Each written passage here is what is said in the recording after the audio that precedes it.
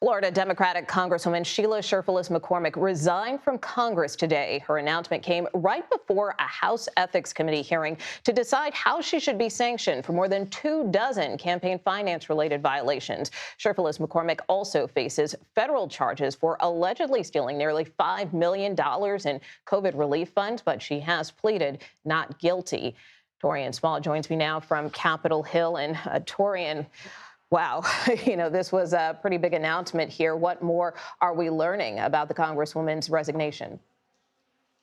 Yeah, well, she says she's doing this to not distract from the work for her constituents in her district. She's doing this, as we know, this follows the resignations of Eric Swalwell and Tony Gonzalez. Those obviously for very different accusations against them. But this is a part of the process that we know to be the House Ethics Committee's investigations. This has historically been used as a tool to push out these members before it gets to the point that she was facing today, which was those sanctions. We know that she could have been up for a recommendation from the panel for expulsion, to a censure, to fines and other potential penalties. But ultimately, though, she's avoiding that with this decision to resign effective immediately. That panel no longer has jurisdiction over her. And that's also what we heard members as they were leaving that panel. That just didn't happen today.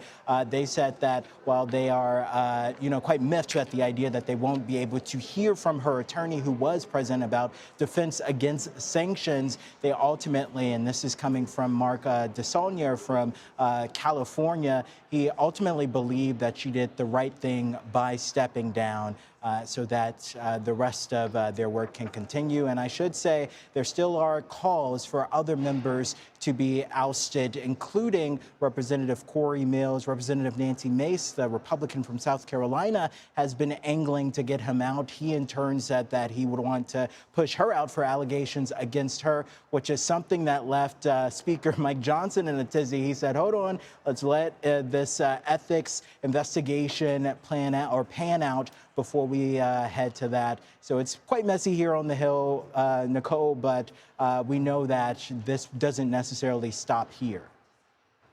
I want to turn to another big development on Capitol Hill today. The president's nominee to replace Federal Reserve Chair Jerome Powell was on the Hill today, Kevin Warsh. Let's take a listen to a bit of his testimony.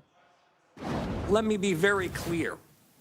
Monetary policy independence is essential. Monetary policy makers must act in the nation's interest.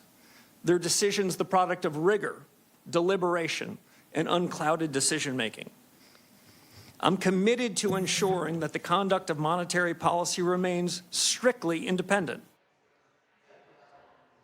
And in terms of that last line there from Kevin Warsh, I mean, did he do enough to distance himself from the president here in terms of advocating for ensuring that the Federal Reserve would remain independent? What are lawmakers telling you, and what are his chances for confirmation at this point? Yeah, Democrats aren't necessarily convinced. I think one of the more compelling back and forths we saw was from Senator Jack Reed of Rhode Island. He asked him point blank if the president promised him this job in return for cutting interest rates. There are a lot of qualifications behind it, which is something that even Democrats and Republicans on this panel recognize. The fact that he has this markets insider's perspective and serving on the federal board of governors from 2006 to 2011. But I think the most appealing aspect to the president about him is the fact that he has been critical about the inflationary policies of the Fed. And he's also said that he agrees with the president on cutting interest rates. We know that several Republicans say that they're still standing behind this pick, but Senator Thom Tillis of North Carolina said that he would be opposing any pick, despite the fact that he actually likes Warsh, because of the DOJ investigation into the current Fed chair, Jerome Powell. Whether or not he would be enough to sway the opinion of a few other defectors needed to block this confirmation is yet to be seen. But I'll have to point out, Nicole, just recently we heard from Senator John Kennedy, who said that he hopes that the president has conversations with Tillis to give him guarantees about the state of that investigation in order to sway him to vote for Wash moving forward. All right, Taurean Small on Capitol Hill tonight. Thank you so much.